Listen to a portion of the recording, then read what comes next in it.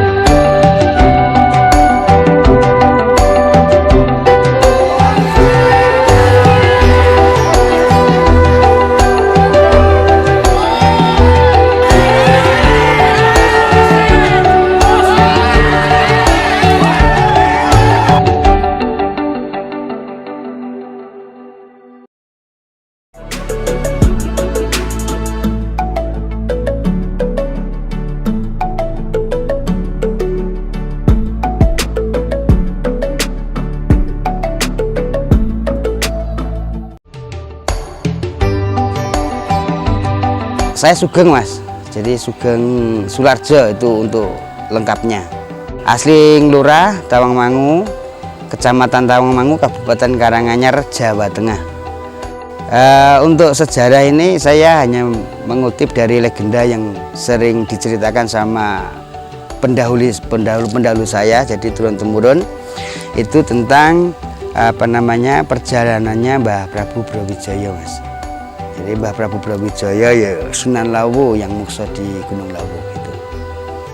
Kalau tentang situs ini itu menurut mbah-mbah saya ini adalah peninggalan dari Prabu Brawijaya. Peninggalan Prabu Brawijaya itu ketika dalam pengembaraannya, kemudian suatu ketika singgah di sebuah lembah ya di candi ini, di tanah ini, kemudian dari situ Prabu Brawijaya itu nengeri gitu Mas, nengeri. Jadi nengeri nyabdo itu kapan tekor jane zaman besok dina sing tak gawe lenggah iki dadi tengere laire desa gitu. Dadi ana ing dina Selasa Kliwon wukune wuku dukut. Jadi ini filosofinya seperti ini, ada altar ya Mas. Jadi altar ini sebenarnya menggambarkan dari kehidupan manusia sendiri, dari kehidupan manusia. Jadi untuk yang awal tuh altar pertama itu anak-anak, fase anak-anak, kemudian altar kedua ini fase remaja, yang ketiga itu fase orang tua begitu. Ya, misalkan ada ini altar. Kemudian ini ada pohon yang paling besar ini 5 pohon menjadi satu ini Mas. Jadi 5 jenis pohon itu menjadi satu, itu mengandung filosofi juga. Kenapa itu namanya Tumenggung, Candi Menggung gitu. Kenapa Candi Menggung? Karena di sini adalah tempat untuk melengke rasa marangkang Maha Agung. Dan kenapa istri panjenenganipun Mbah Menggung itu bernama Rasa Putih? Ketika kita sudah melengaki rasa marangkang Maha Agung, maka kita akan mencapai rasa yang putih, itu rasa mutmainah, di akhlakul karimah. Jadi satu sama lain saling menyayangi, satu sama lain saling menghormati. Dan kemudian untuk kebudayaan yang ada di sini, tradisi yang ada di sini yang masih bertahan sampai saat ini itu adalah dukutan. Jadi dukutan itu ada tradisi tawur. Ada tradisi tawur dari semua masyarakat itu membawa tumpeng sesaji, ada tumpeng dari jagung, kemudian ada kue-kuean dari jagung, kemudian ada ubur rampe yang lauk pauknya itu semua juga dari alam. Jadi dari 6 bulan itu adalah umur jagung, jadi mungkin pada saat itu kenapa harus diambil 6 bulan? Karena memang panen rayanya pada 6 bulan sekali.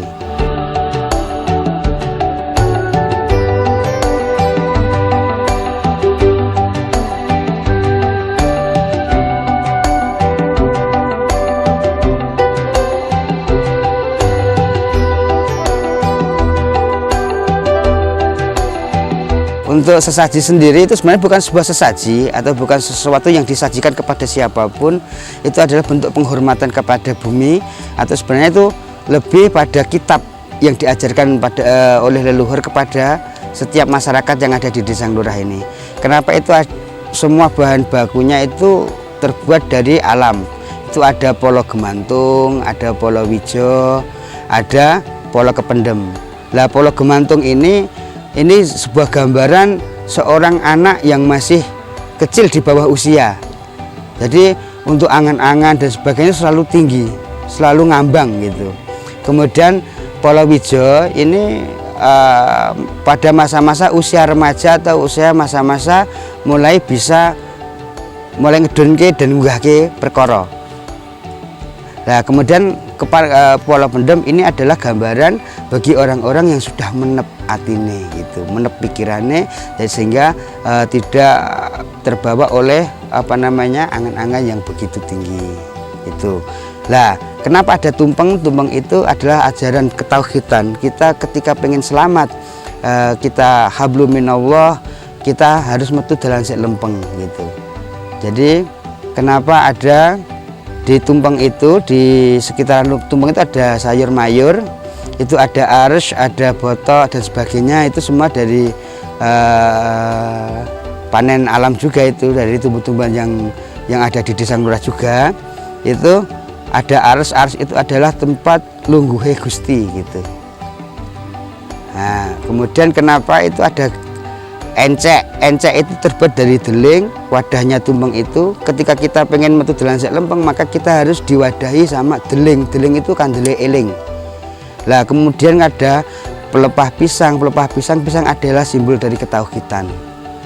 Ketika berbuah hanya sekali, itu simbol ketauhidan, itu simbol ketuhanan.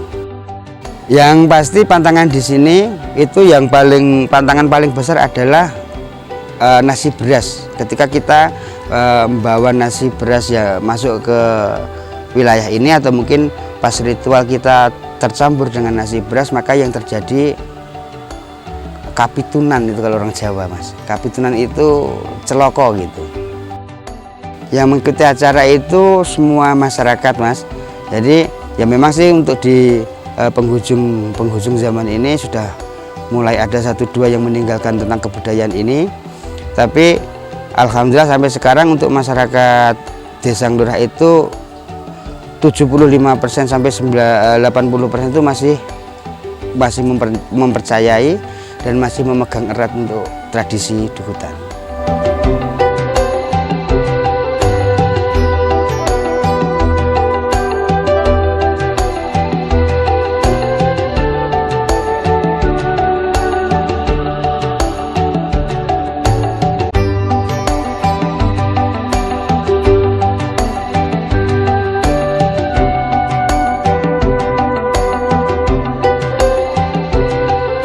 Selain dukutan itu ada juga yang namanya dawuhan. Kalau dawuhan itu diambil pada bulan Ruwah. Bulan Ruwah harinya Sabtu Legi. Itu ruwahan.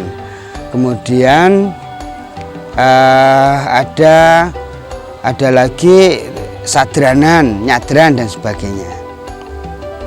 Tapi yang paling pokok untuk ritual di desa ini, bersih desa di Nglurah ini, itu dukutan.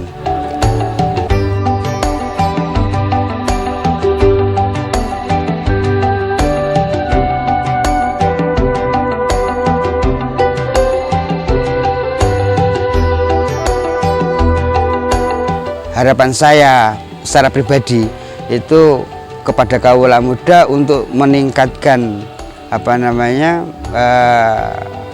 semangat dalam menumbuhkan jiwa-jiwa kebudayaan, menumbuhkan jiwa-jiwa Indonesia, menumbuhkan jiwa-jiwa patriotik kita. Jadi sehingga ketika kita berbicara tentang kebudayaan, kita kebudayaan itu melekat dalam jiwa-jiwa dari setiap individu masyarakat Indonesia, maka yang terjadi adalah kedamaian, yang terjadi adalah kerukunan dan guyub gitu maksudnya. Karena ketika kita kehilangan budaya, maka yang terjadi kita adalah saling bermusuhan satu sama lain. gitu. Ya harapannya kepada masyarakat sendiri untuk senantiasa nguri-uri. Jadi untuk senantiasa nguri-uri dan memegang erat kebudayaan yang ada, tradisi yang diajarkan sama leluhur itu, dan mengkaji isi dari isi dari ritual ini, atau mungkin dari sisi positif yang diajarkannya itu. Jadi insya Allah itu akan membawa kedamaian, kenyamanan, dan keindahan. Untuk pemerintah sendiri, mudah-mudahan pemerintah Indonesia itu selalu mencanangkan kepada masyarakat Indonesia dimanapun tempatnya, dimanapun ia berada, dari suku apapun, itu selalu untuk berpegang teguh pada kebudayaan. Dan ini jangan dicampur adukkan dengan pada sisi agama gitu. Jadi agama dan budaya itu tetap berbeda, tapi ketika kita tetap berbudaya maka kerukunan, kedamaian. Jadi tidak ada suku, tidak ada agama dan sebagainya. Kita Indonesia, ketika kita mencintai Indonesia maka Bhinneka Tunggal Ika seharusnya begitu. Berbeda-beda akan tapi tetap satu juga.